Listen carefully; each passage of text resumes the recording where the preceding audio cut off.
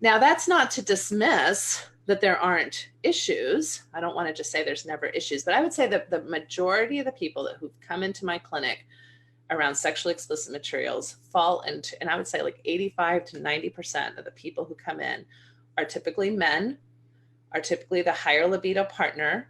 So sometimes women who are the higher libido partner, and are being shamed on the spectrum where it's really tragic, like they may look at something once a month or once every 6 months, or maybe they haven't looked at something for 3 years and all of a sudden they looked at something again, and they're coming in high levels of distress themselves and with their partners, again, with these betrayal narratives, very, very much their marriage is in danger of ending.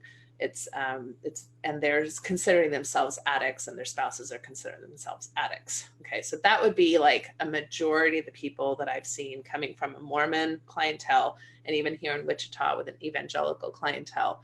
That's how people present. I would for say me, it was often 3 weeks. It was like every 3 weeks, I try not to do it. I try not to do it. I'm an addict because about it once every 3 weeks I masturbate and maybe look at a little bit of porn, and then they double down again to try and stop. And it's just so weird to hear someone who's masturbating basically once a month calling themselves an addict, right? Which isn't even accurate as far as, when you think about substance dependence, which is what most people think about when they think about addiction. That's typically like a daily issue, that people have gotten to a point where they daily are dependent. Their body has become dependent on a chemical. And if they don't have that chemical, they go into a withdrawal type of effect that can actually make them very sick. And so just to conflate those two things and to have the language now be about your sexuality, like you're diseased and you're always going to have this disease, and you're going to have to be sober. And I mean, people talk about their sexuality and their partner's sexuality in this type of, 12-step program type of language, which is just a horrific way to approach your human sexuality, which is part of who you are. And really the reality for like 85 to 90% of that clientele that come in is that they have poor sexual education. They've grown up with negative scripts. They don't know how to contract maritally. They don't know realistic expectations about sexuality. They don't know how to really show up in their sexual selves. Those are the real problems that are happening, and we're blaming it all on porn. And on top of it, we're making one person usually in that program sick, and we're making the other person the enabler, which becomes this horrific way of having a marriage around your sexual health. So now for the 10 to 15% of the people that I would say have become out of balance with their sexuality in some way, where it is becoming a daily issue, where they've spent, monies that they didn't have to spend on it, when things have become what we would consider maybe more out of control, secrecy, lots of lying to their partner, lots of infidelity, which I tend to count, a person as infidelity, not just as something you're looking at. Then yes, you have other things that might be going on, but again, it's not addiction. It's something, that symptom is a symptom of something else. And so lots of things in the addiction model go untreated, like personality disorders. When I get a wife who comes to me and says, I can't believe what you said in your presentation. You don't understand my reality. You don't understand what I've been through. You don't understand, and I'm like, and it's often like my husband sleeps with prostitutes. Yeah, my husband's sleeping He's with a serial adulterer. I've been putting up with his, disgusting behavior for like 20 years. I'm like, that's not porn addiction. That's not sex addiction. That you're probably married to a personality disordered person, or there's some type of mental health diagnosis there that has gone untreated and that has, completely like taken over both of your lives. And yes, absolutely, you have a right to be upset about that. You absolutely have a right to not want to be married to that. And you have a right to place boundaries and get divorced or whatever you need to do to take care of yourself in a situation like that. And by the way, a lot of these people are active in church, and it'd be just as erroneous to blame the church for their prostitution habit or serial adultery habit, it would be just as erroneous to blame the church as it would be porn, because you're making you're making something causal that's just a correlation. Right. And porn may be an outgrowth of their own personality or biological disposition, not the cause. So you can't, again, directionality is important. It's very easy to say porn causes all these problems. If I stop the porn, I'll cause all these problems. But maybe his prostitution, serial infidelity, and porn use or porn excessive use is a function of untreated disorders. But somehow we sometimes over associate and over blame the porn when you may as well blame sleeping or drinking water or attending church as the reason he's seeing prostitutes, or sex workers, whatever the. And if you don't get a correct assessment, and if you don't really understand what's going on, you're not going to be able to ever shift those things. So I put porn issues that come into my office into 3 categories. One is that it's really coming in from a narrative and a values perspective that's too rigid and is unrealistic around human sexuality. I put most of the people that come into my practice in that regard. You can still be upset about it. It can still not fit your values. You can still want to decrease the amount of that or have to negotiate in your marriage. That's all fine, but it falls under that category. Second is that there's some underlying diagnosis that hasn't been treated, or a personality disorder, and those things are not being treated. And the third thing that pisses me off even the most is that there's a legal criminal part of this behavior. This doesn't come into my office as much, but I hear about it in the news all the time and in all the conferences that I go to. And what's happening is that the sex addiction model is being used to lessen the accountability. So, well, yeah, he molested 5 people, but he's a sex addict, so he's sick. So now we're going to, put him in jail for less amount of time because, this is a disease, and it's not that at all. And sex offender treatment is a whole different perspective and whole different world. And yet this addiction model is being used kind of as an excuse for people's criminal behavior. So for me, the sex addiction model fails on every single level. It's just so atrocious and so not backed by science. And so, but the Mormon Mental Health Association was we were like ahead of some other organizations in making a position statement against sex addiction treatment and protocols and modalities, because Mormon people are, again, vulnerable to that kind of shenanigan. It's a shenanigan, and we're vulnerable to it. Even good therapists are vulnerable to it because it fits under their paradigm. So they go and get this training and they think that they're doing the right thing, and it's not backed by effectivity treatment. It's not best standard of care treatment. How do you talk to your kid about porn? So let's just say you catch your kid, they're 13, they're 14, they're in the shower, they're in their bedroom, they've got their mobile phone, they've got their iPad, they're on the computer, or you're browsing the history. You find out either preventatively you want to talk to your kid about porn, or even more likely you catch your kid looking at porn.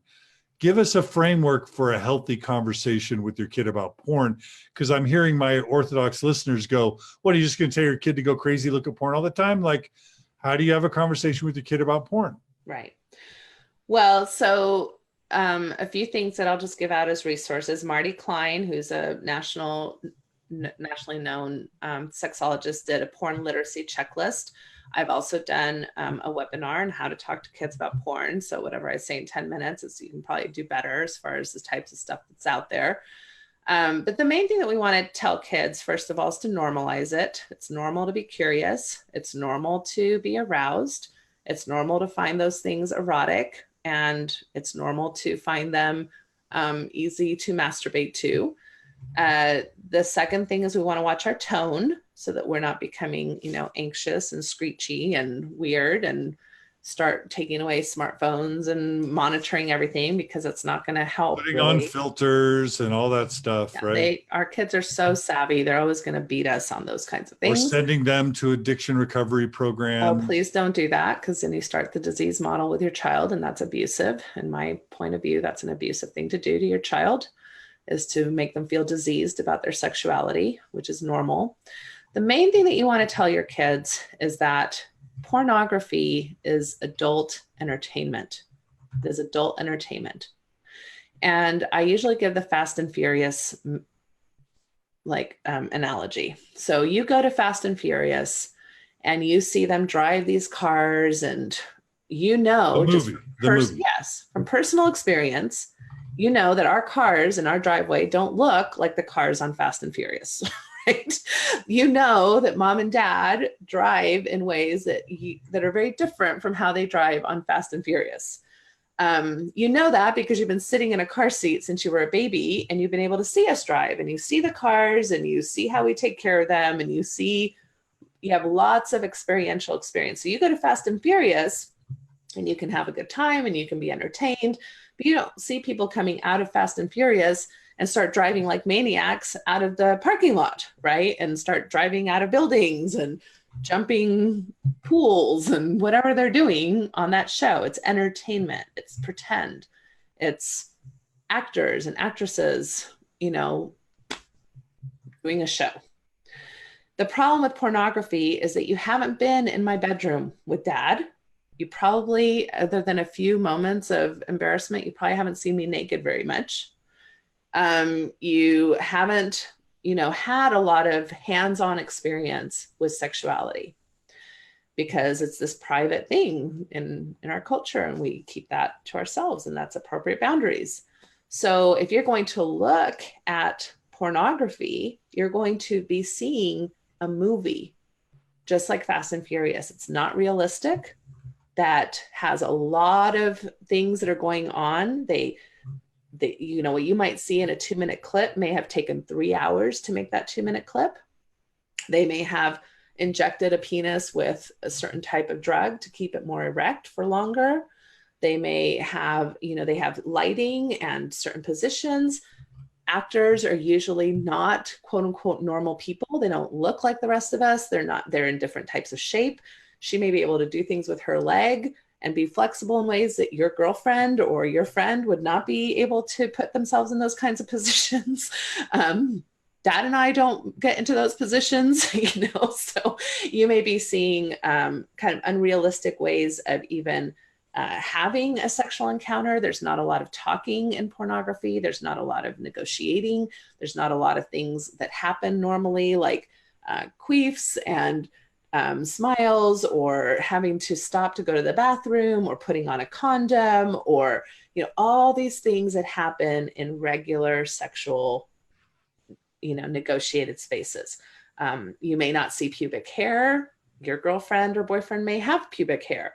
You may not, you may see a certain type of vulva that, just like in movies, we see size 2 bodies more than we see size 24 bodies, right? Well, you may not have that same experience. You may see circumcised penises versus an uncircumcised penis. So I tell them a lot of these things. And this is kind of, again, going through that porn literacy checklist of making sure our kids understand that pornography is entertainment. It's a movie. It's not real. You're not going to learn how to have good sex or be a good lover. If you have expectations that sex is going to be that way, you can potentially put a lot of pressure on yourself that's not healthy, and you can put a lot of pressure on a partner that's not healthy. So please put it into context. And the other thing that I tell. So far you said normalize it, watch your tone, don't shame it. I even like the idea of just saying, hey, okay, you're now doing what most kids do. Like, welcome to learning about sexuality, because that's what teens do. No shame, no guilt. I'm glad we're talking about it. So watch your tone, normalize it. And then you're talking about manage expectations, so that you educate them and you set their expectations that porn isn't the real world. I love that. Okay, keep going. And then, I was going to say something else. Darn it. Oh, I interrupted you. No, that's okay. No, that's okay. And what about talking about the values? Okay. The values piece, because there's a lot of this idea about objectifying, and women are objectified. And I'll just say this. I mean, a lot of times our narratives around what's objectifying Can be Oftentimes we use the very word degrading, right? It's degrading to degrading. women. Right. And the reality is that a lot of that comes from our patriarchal culture. So we have this idea that non-degrading sex is a woman being embraced and loved and gazed upon and having like, sweet, loving, making love.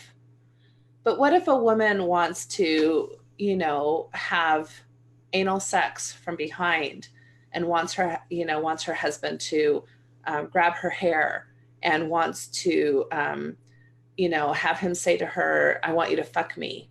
And what if she likes that? What if that's totally in her erotic template? Is that degrading her? Right. So it's interesting how we have these like ideas around what's degrading, what's not degrading, what's righteous, what's not righteous, what's holy, what's unholy. Back to our oral sex idea, right? Like oral sex for many people was considered degrading. It's degrading to expect that you're going to put his penis in your mouth. Well, what if you like to have his penis in your mouth? Or what if you like to have her vulva in your mouth? What's degrading about that? So this is where I think we have to be very careful about our own biases, our own erotic templates, our own tastes and preferences, because kink and dom sub types of themes and rough play and rough words can very much be part of the erotic playground of our sexual lives. You often say, don't yum my yuck and don't yuck my yum. Right. Right? I heard that from you. Yes. And you'll see much more violent themes, I think, in music videos than you will in most mainstream pornography. Just because you don't like what's happening in a pornographic scene doesn't mean that it's in of itself degrading to the people who are involved in that scene and who maybe enjoy that type of sexual play. But but as we talk about this, Natasha, I can empathize with the listeners who are more conservative, who are just like, whoa, now all of a sudden you're saying that this isn't terrible, that this isn't awful, that some of it's okay. And the thing you're not doing, Natasha, is just saying, stay away from it, it's bad. And so many people, especially coming out of a Mormon context, are just going to say porn is bad. Kids shouldn't watch it. Tell them not to watch it. And tell them that it's evil and gross and perverted and objectifying. And you're not doing that, Natasha. Well, I would prefer for kids not to look at porn. I would, and I've told my kids that. I would prefer you not look at porn.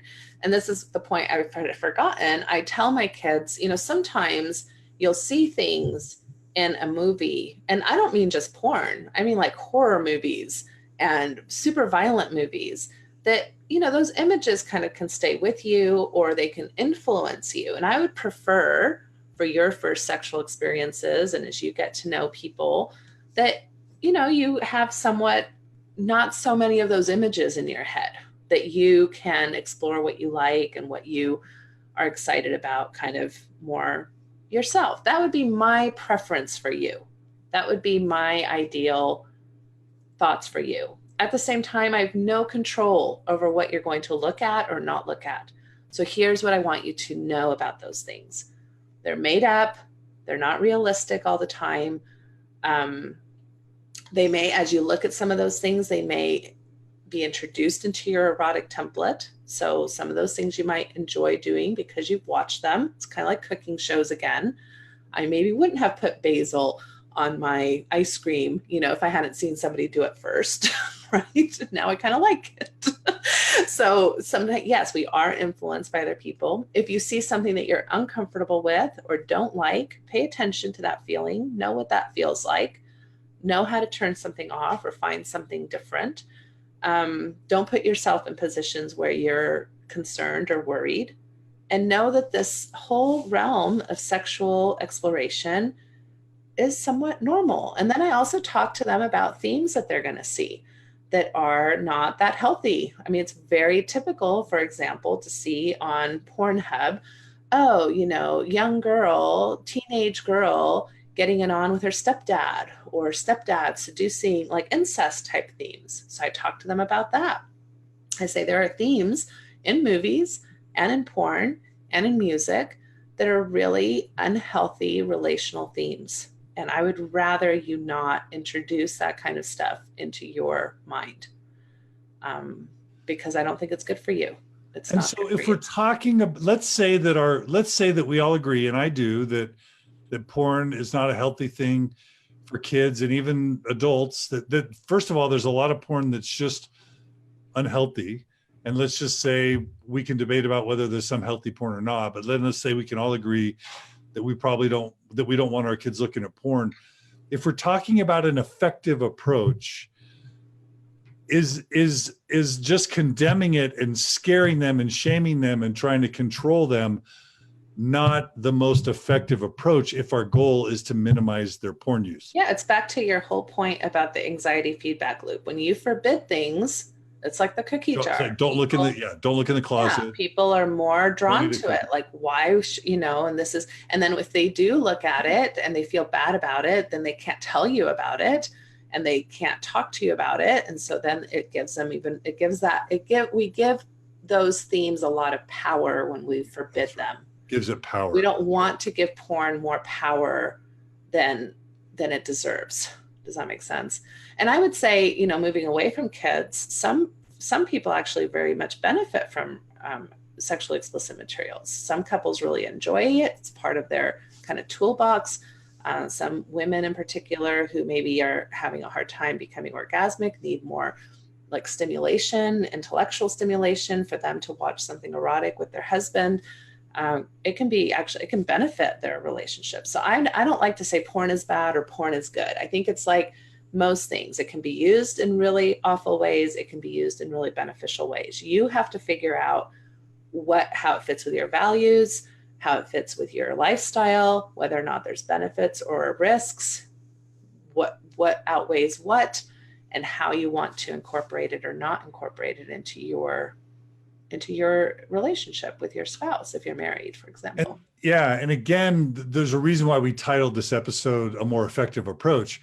I worked at university counseling centers and I interviewed at probably 15 university counseling centers. And there's an epidemic at BYU, Provo, BYU, Idaho, and Utah State University that literally does not exist in any other university counseling center in the United States that I'm aware of, other than maybe some conservative evangelical Christian or Catholic ones. And that's this idea of kids coming to the counseling center, 18, 19, 22, and reporting, again, a pornography addiction. In other universities, in other states, in other traditions, they're not developing this pornography obsession and addiction at the same rates. Somehow, our Mormon approach in 2019 to pornography is actually making pornography viewing more common and more prevalent, because in other traditions, secular and more liberal Christian and other traditions, it's just like, oh, porn, okay, I checked it out. I sometimes look at it. It's not a big deal. And it's not this all-consuming part of their lives at such a high prevalence rate. And in other university counseling centers, it wouldn't even be on the top 10 of presenting problems. It's only in these really hyper-conservative religious traditions generally where people become obsessed about sexuality and thus become, quote, addicts to porn. So again, I'm just trying to make the point that how we are approaching pornography is actually increasing its usage, and it's making it an epidemic when in other traditions it just wouldn't be that big of a deal. And I'm not saying that they just look at it obsessively, but they just don't think it's wrong. I'm saying they look at porn less because it's less stigmatized, less shamed, and less obsessed about. And so we have a porn epidemic in Mormonism because of the way we talk about and treat pornography. Yes. And the research, there's been some recent research. Joshua Grubbs has done some excellent work showing that people in sex addiction treatment centers are usually actually acting out less than the general population, and yet are spending thousands of dollars and seeing themselves as diseased. So it's like, I often like say, cocaine doesn't know if you're Mormon. Cocaine doesn't know if you're an atheist. Cocaine doesn't know if you're, Jehovah's Witness. It's going to affect everybody the same way. And you're going to, if you get addicted to cocaine, you're going to have to figure out some type of treatment approach. Pornography knows we're Mormon. It knows. Because other people who don't have the same stories and narratives and scripts that we have don't respond to it the same way we do.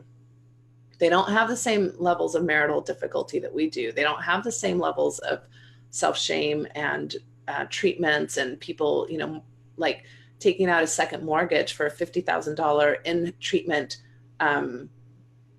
approach to porn addiction that doesn't even show any efficacy in working. I mean, it maddens me when my people are vulnerable and being taken advantage of in a certain modality or way of thinking because of where we come from and how we've been trained to think about certain aspects. So you don't have to like porn. You can see it as something that doesn't fall into your value system. That's fine.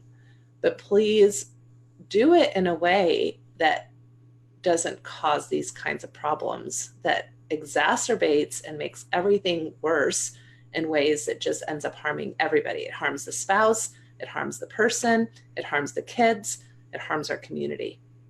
Jeremy writes, I love this. We will definitely watch this with our kids. Great talking points. I love the idea of families watching Natasha Helfer Parker talk about these things. I also love, Natasha, that you shared a bunch of the links, talking to your kids about sex, 5 lies we've been told about porn, I'm out of control. These are all from Sex Talks with Natasha.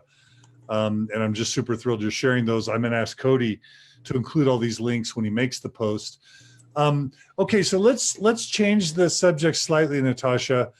Let's talk quickly about, and we're not going to do it justice, but let's talk just quickly about approaching porn and masturbation in marriage, because most of the time I see this as something that the males are confronted with wives that are concerned, and I know that's a false stereotype, but generally it's sort of like Mormon wife catches Mormon husband masturbating, or Mormon wife finds pornography in the history or catches a husband in the act of watching porn. Mormon wife shames Mormon husband, unrighteous priesthood holder, wicked, evil, dirty, perverted, unrighteous priesthood holder. I'm going to withhold my sex from you. We're not going to have a sexual intimacy until you stop. You're dirty. Go talk to the bishop. And it just becomes this major hurricane of stress and sadness in the marriage. Okay, that's not good.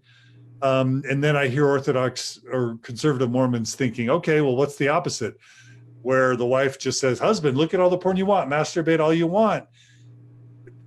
Even to the point of the husband not being available to his spouse because he's already satisfied himself and he would rather pleasure himself than be with the wife. And again, I'm 100% aware that women look at porn too, and that women masturbate too, and that this dynamic often can happen in the reverse. I don't see it nearly as much, almost never, but it's important to realize that I'm talking about dichotomies that are not reflecting reality for many people. But I've just given us two sort of extremes. One is like shame, guilt, awfulness, which we know is destructive, but then the opposite, which is everything goes and anything goes. And I think a lot of listeners are not going to be happy with that either. So how can let's say that a spouse catches another spouse either masturbating or looking at porn, what can be a way for them to talk about it and process it that can lead to health and more effective outcomes? Yeah, so I think that, part of what you're talking about with differences of men and women is because we've been taught differently as men and women, as Mormons. And I think, covered quite a bit of this in our podcast, or the podcast that we just did about women in particular, and the challenges that they face as faith transitioners. We talked about the sexual messages that we get as women.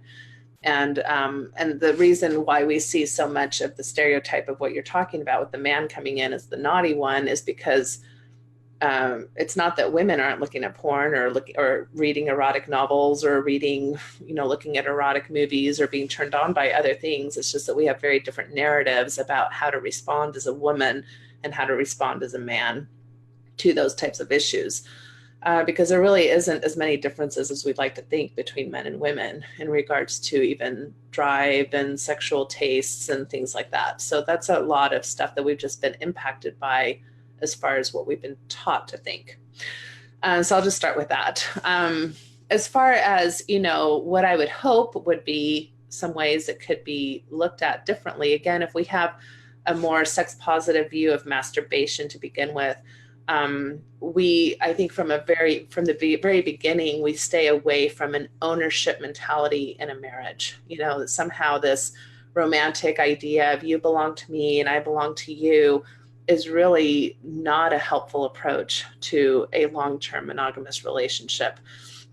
Because not only in the realms of sexuality, it's in the realms of any behavior that you act differently than I would want you to. Now we've got a big mess on our hands. And the reality is that marriage is all about that, because you've got two different people who are going to think differently. I mean, we think a lot the same because that's why we were attracted to each other, but there's always going to be differences in how we prefer to parent, how we prefer to spend money, how we prefer to spend a Sunday afternoon, how we prefer to be sexual. And so this idea that somehow if your behavior doesn't align with what I want, now it means that you don't love me, you don't prioritize me, I'm not important, I'm not sexy, I'm not attractive, or you're out of control, or you're frigid, or you're this, or you're that. I mean, we can get into so many meaning ruts that are so devastating to people, when in reality, all it is that we're different, and we need to figure out that we can have good physical intimacy and good sex lives together, and yet not expect our partner to always be on the same page as us. Because if that's your expectation, you're going to automatically fail at that, just by the reality of life. And so I think masturbation can be used as a wonderful way to, deal with libido differences, deal with erotic preference differences. It can be a way to deal with situational things like pregnancies or illnesses or surgeries, or, things that come up where one of us isn't as sexually available as we are used to being. There's just lots of ways to be able to use masturbation. And the real tricks to that is to have that be part of your marital contract, that you both agree that as individuals, even though you are a partnership, you still have a right to your individual self. And that there's an aspect of your sexuality that your partner does not own. You do not own your spouse's sexuality. Just like I don't want my husband to own mine, I can't expect that I would own his. So he's maybe going to have sexual fantasies or ideas or thoughts or things that I am not going to have to be privy to, just like I would like to have some privacy. And in fact, what we know now through the work of people like Esther Perel and other sex therapists is that in order to actually have better outcome in monogamy, in other words, like you're going to actually be together with somebody for 30, 40, 50, 60 years these days, because we're living so much longer, that's a long time to stay interesting to another person. And the reality is that if you can mix in a little bit of mystery, a little bit of not knowing absolutely everything about your partner, those relationships actually last, the desire and the eroticism in those relationships lasts longer and does better. So I think masturbation can be a wonderful way to have your own sense of sexuality, and there's no need for it to interfere with your coupled sexuality. Now, in the extreme case where you said, well, I would rather, go masturbate on my own than have sex with my partner, we'd like to blame masturbation for that. I would say that's not a masturbation problem. That's a conflict problem. Why is it easier to go masturbate by myself than to enjoy an evening or a nice, afternoon delight or whatever with my partner? And usually there's some type of either conflict or avoidance. there's some type of thing that's going on where a partner's either feeling shamed or worried or upset. And it may have to do with sexuality, it may not. I mean, if you're grumpy at each other for any type of reason, it may not feel very fun to go have sex together. Sometimes there can be some real sexual shaming themes in marriages, whether maybe a person is worried about erections. So I'd rather, I can go masturbate by myself, or I can go be with my wife who has a fit every time my penis isn't erect and thinks that I don't love her. And so, it's easier for me to go masturbate. Well, is that masturbation's problem? No, that's a couple relational erectile dysfunction problem that isn't being addressed. So I get very curious about why people are avoiding sexual contact with one another and would rather go and masturbate with the person, because your penis isn't mad at you. Your vulva and your clitoris isn't going to yell at you. It's easier to have a relationship with yourself than with another person. So why are we avoiding the relational sex? As far as erotic, erotic type of materials, I think, again, there's a part of that should be personal. And that can be really hard to get our head around that. If I want to read a novel that has a sex scene in it, I don't want my partner monitoring me on that. That makes me feel like a little kid. That makes me feel like a little girl that's in trouble. And I can tell you right now that that's probably the worst thing that can happen in my marriage, is when I feel like a little girl in trouble. I go berserk when I feel that way. And I would think others just disconnect. Others just disconnect. Mm-hmm. And stonewall and just become emotionally distant. Yeah. So we always quote you as saying, you never want to be married to your mother, your dad, your teacher, your parents, your boss. You want to be married to your lover, right? Your missionary, right? You want to be married to your lover. And so just the dynamic of policing your spouse's sexuality is toxic to your relationship. That's right. And so if you have a sense of like, well, I think that this is a deal breaker, if you're going to do certain behaviors, certain sexual behaviors that don't include me, you may have to have a conversation like that. I would hope that pornography and erotic novels and erotic music would not be a deal breaker for most couples. I think that there are other types of sexual activities that could be deal breakers for sure for people, especially infidelity, serial infidelity, things of that nature. So if a spouse comes to you, Natasha, and says it's infidelity, like he's looking at another man or woman, he's clearly finding them attractive and not me. He's clearly, that it's a rejection of me, but also it's cheating on me. What do you say to a spouse that feels like pornography viewing is tantamount to infidelity? Yeah, well, people have a right to that opinion. And if they want to end a marriage over that opinion, that's definitely their prerogative. I try to see if there's any room for, instead of labeling as infidelity, as maybe betrayal. I think it is a betrayal if there's an agreement not to do that.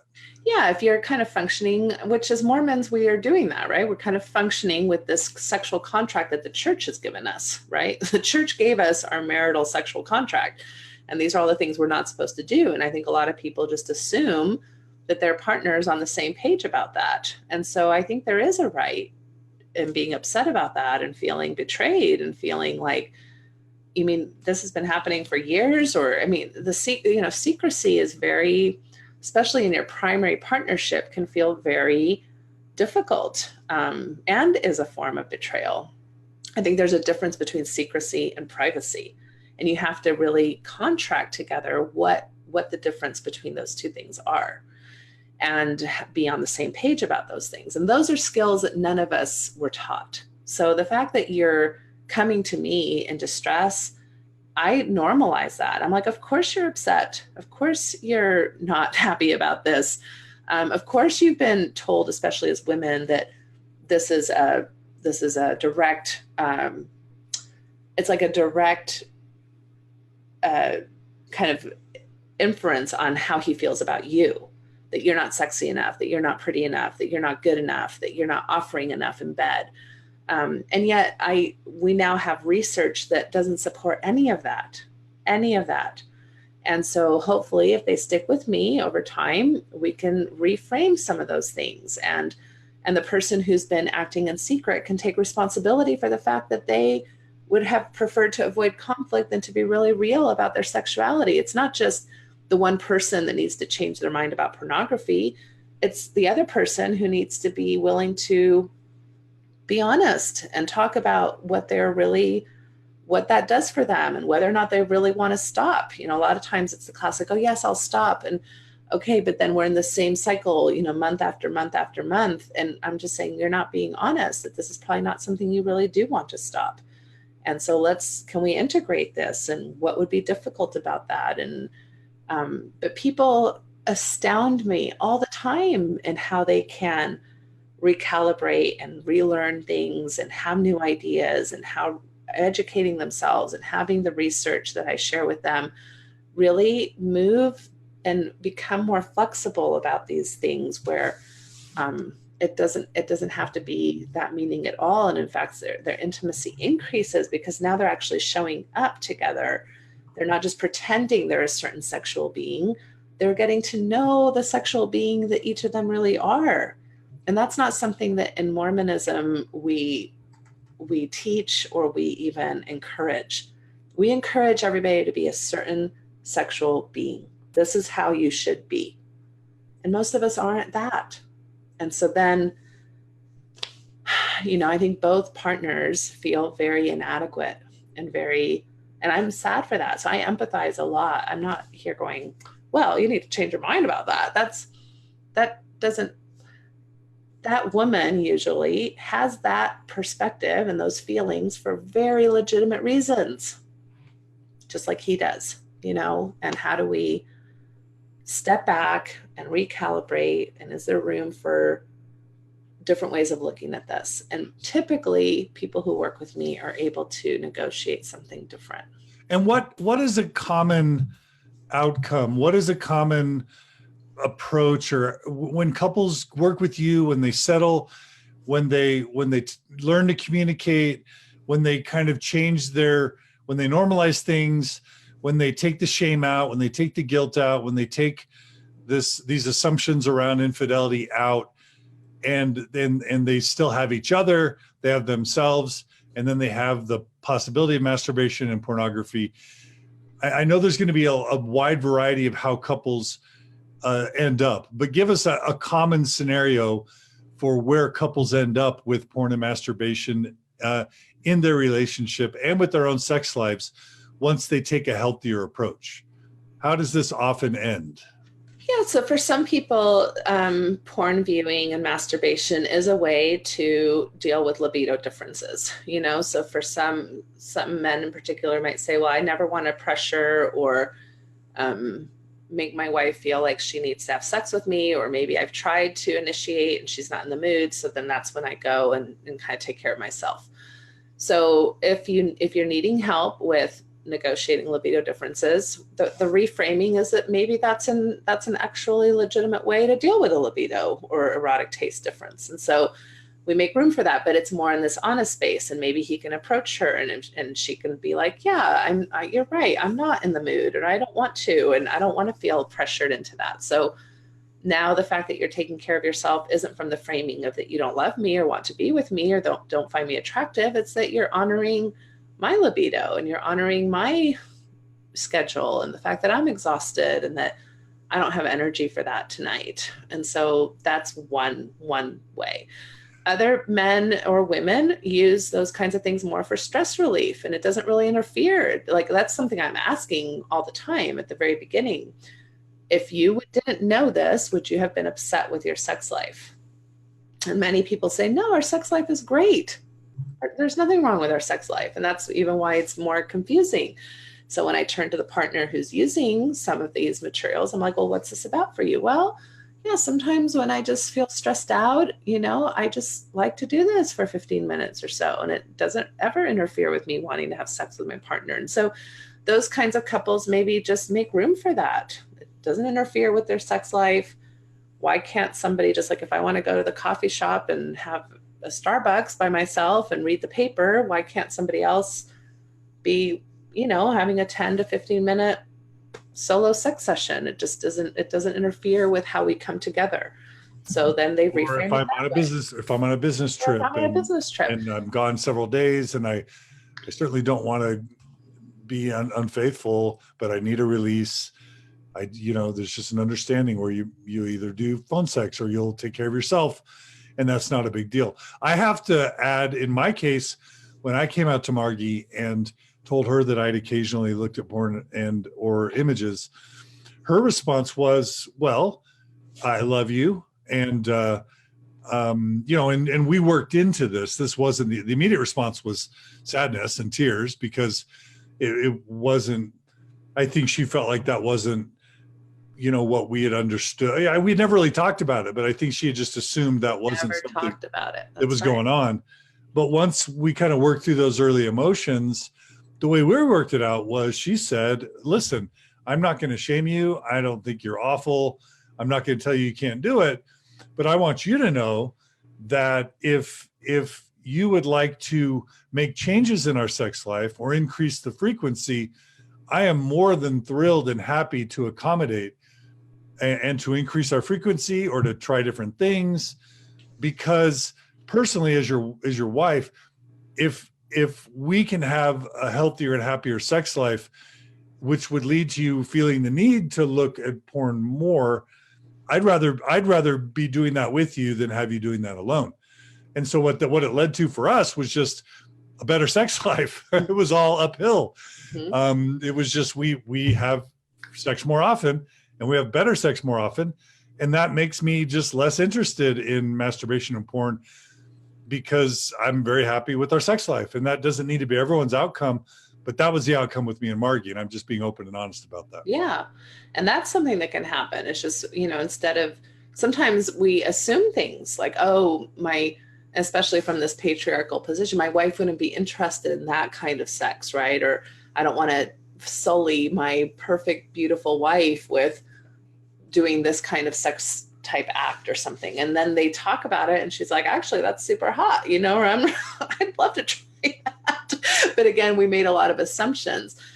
My only concern with that example is that there are women or men who really don't want to. And I wouldn't want anybody feeling pressured, right? Like, oh, now I have to be interested in these kinds of things so that they don't look at porn. And that's why I'm saying, you don't have to be interested. You're not going to be interested in everything the same way as your partner is. That's just a reality of being two different people. And so if somebody has a fetish or an interest or a kink or something that you really don't enjoy, erotic materials can be a wonderful outlet for that without, having to step outside your marriage. Or some people, negotiate non-monogamy for those kinds of issues, but that's a fairly, more drastic step. And many, many people don't want to do that. So why can't, I read novels. I have novels I remember reading Outlander. Lots of people like Outlander. Or watching the series. Yeah, or watching the series. It's very erotic. And that didn't take away from me and my husband. That made me more interested in sexuality. And I'd actually lean into my husband after watching those episodes or whatever, which is actually what the research shows. The research shows that when people look at arousing materials, it's not that they don't want to be with their partners. They actually want to be with their partners more. They have more arousal. And where does that arousal go? Well, oh, you're my partner. I'd like that arousal to go to you. Or if I've watched a movie with Brad Pitt or somebody that I think is super hot, I don't go and try to find Brad Pitt's number. I'm going home to Andy and saying, hey, let's deal with my sexual energies together. And I'm not thinking about Brad Pitt either when I'm having sex with Andy. It's just, it got those juices flowing. And that's a lot of times what sexual explicit materials do. I love that. And I also want to say, in my case, even though I'm thrilled at Margie's response to my disclosure, technically it's not always going to be the spouse's job to satisfy the other spouse. Like, That's exactly right. there are going to be situations where the spouse just isn't interested or isn't comfortable or doesn't want to always be the way that their spouse, achieves their level of frequency that they desire. And so spouses shouldn't be pressured to be responsible for their partner having all their sexual needs met if that's not what feels right to them. That's exactly right. And that's why I think couples that can be like, oh, not tonight. Can you just take care of yourself in the shower or do your own thing? And the other partner's like, oh, no problem, honey. That's a wonderful moment. That's not a rejecting moment. That's a wonderful moment where they've negotiated something differently. And you've even talked about a partner being with their partner while they take care of themselves, haven't you? Yeah, that sometimes can happen with masturbation. It's like, I'm not really into it, or I can't offer you that energy, but I don't mind holding you, masturbate next to me, or if I hold you, or if I stroke your back while you masturbate, or get the sex toy out, or, we don't have to be in the same willingness of eroticism to still be relationally willing, right? And every now and then leaning into relational willingness does start something. I can't tell you how many times I've been like, yeah, okay, let's have a quickie. And then halfway in, I'm like, pause on the quickie. I'm more into this than I thought I'd be. So slow it My down. turn. So it's just, I think the give and take and the not feeling like we owe each other or that we own each other is very important in long-term marital success, with realistic expectations and outlets where we can have some private sexual energy to ourselves. And then, also share the majority of that with our partner is a really good equation.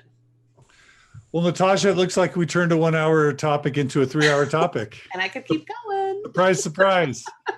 And I just want to make a plug for Natasha and for sex therapists. Like, if you're experiencing intimacy challenges in your marriage, and all do, if you're going through a midlife crisis, if there's an infidelity, if things just aren't as you want, you would hire a brain surgeon to do brain surgery. You'd hire a cardiologist to do heart surgery. Things like sexuality in a marriage or mixed faith marriages or whatever it is, need experts. And so hire Natasha, hire other therapists from what's the name of your Symmetry Solutions. Go to Mormon. Oh man, my brain's not working today. Mormon Mental Health Association. Mm-hmm. Go to Kristen Benyon. Go to any of the licensed sex therapists. Hodson, what's her name? Kristen Hodson, Braxton Dutson, Shannon Hickman. Those are all people in Utah. And there's several that are undergoing training. Paige Vandersloot, she does excellent work. So, most of those I think are on the Mormon Mental Health Association's directory. I've got several training under me right now at Symmetry Solutions, Lisa Butterworth, Jennifer White, Sarah Hughes Zabawa is about to start. So, there's lots of people that understand the cultural context, are trained or are under supervision and training to do this kind of work in effective, sex positive ways. Because unfortunately, even in the profession of marriage and family therapy, I realized, even though I was very well trained in every other aspect, I felt I had a lot of biases going into sexual issues, even outside of Mormonism, just kind of in my training. So I'm very, very pleased that I got my sex therapy certification training, which really forced me to look at things much, much differently.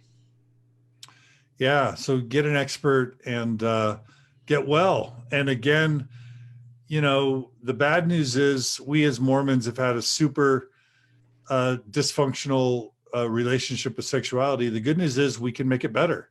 Mm-hmm. And so let's do it. My hard drive's running out of space, so I think we have to end. All right. Well, that's one way to finish things off. No, yeah. Well, Natasha, thank you so much for sharing your wisdom. You're an expert. Tell us again your resources that people can consult. So Mormon Sex Info is a great podcast, and I have so many things on there specifically about pornography if you want to delve more into that. Mormon Mental Health podcast, of course. Sextalkwithnatasha.com is where I have lots of webinars on lots of different topics, but all these topics that we talked about today. NatashaParker.org. I have a recommendations list there of books and things like that you can look at. ASECT, I've linked to that, is just the National Organization of Accredited Sex Educators, Counselors, and Therapists. Mormon Mental Health Association has a great list of providers, many of whom have been trained in sexuality.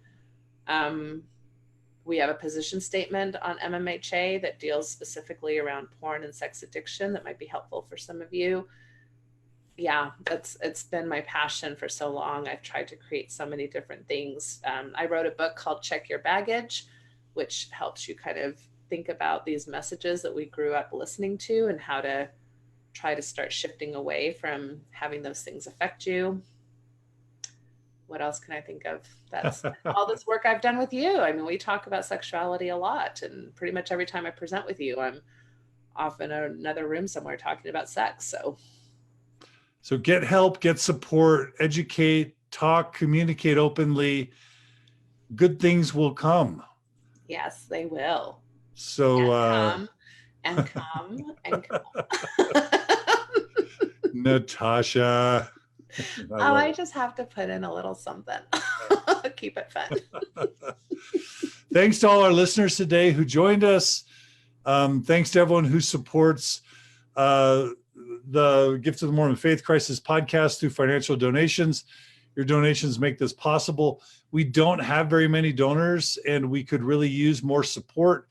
So if you find this content to be useful or valuable, we would really, really appreciate your support. Go to mormonfaithcrisis.com, click on the donate button, 10, 50, 100 bucks a month, whatever you can afford. It would really be useful to helping us be able to sustain and keep this going. Thanks to the Open Stories Foundation that makes all this possible. And of course, thanks to Cody Layton, who does our audio video production. We miss Margie. Shout out to Margie. We love you. We hope to see you soon. And also a huge shout out to all our loyal listeners who join us, who make comments, who make suggestions. If any of you have any tips or questions or concerns or criticisms or ideas, we'd love you to email us at mormonfaithcrisis@gmail.com. Send us messages, whatever you need to do. We would love to make this everything you need it to be. And if you have other topics you want us to explore, we'd love to hear that. Over the summer, our frequency is going to be a little bit spotty. Is that right, Natasha? Probably, yeah. Well, at least this month, July. I mean, I think we've been pretty good up till now. Yeah. So we're happy with our volume for this year. We're well over 40 episodes, and we're certainly less than 40 weeks into to the year. So we hope you've enjoyed our volume and our substance. If we miss a week here or there, please don't hold it against us. Just trying to get our lives done. And honestly, it's hard to do this all the time, every week, without the support. So if you want to see more of this, if you value it, if you want to pay it forward to other people, please consider supporting us financially. Yeah, thank you, John, for that. I think that's a really important message. We can't do this without your support. It's a lot of time and energy on all of our behalfs, which we love offering, but it has to be supported financially as well. So thank you, John. All right, everybody. Take care. Margie, everybody. We love we'll you. See you again soon. We missed you. Love you, Margie. See you guys soon. See you again soon on another episode of The Gift of the Mormon Faith Crisis. Take care. Goodbye.